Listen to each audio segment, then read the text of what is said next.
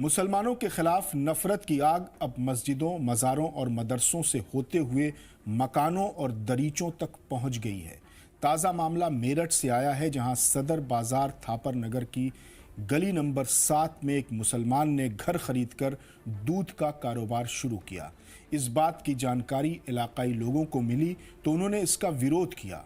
मौके पर हिंदूवादी संगठन भी पहुंच गए और मुस्लिम मकान मालिक से घर खाली कराने की जिद पर अड़ गए।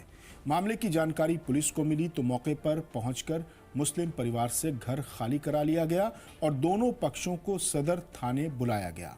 आपको बता दें कि शाहिद कुरैशी नाम के शख्स ने अनुभव कालरा और रीना कालरा से करीब 1 करोड़ रुपए का ये मकान खरीदा था। 5 दिन पहले ही रजिस्ट्री कराकर वो यहाँ रहने के लिए पहुंचे और दूध का काम शुरू किया।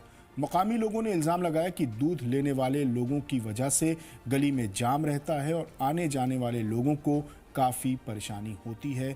इसके साथ ही ये भी इल्ज़ाम लगाया गया कि यहाँ शराब भी पी जाती है। हालांकि इस्लाम में शराब को हराम करार दिया गया है।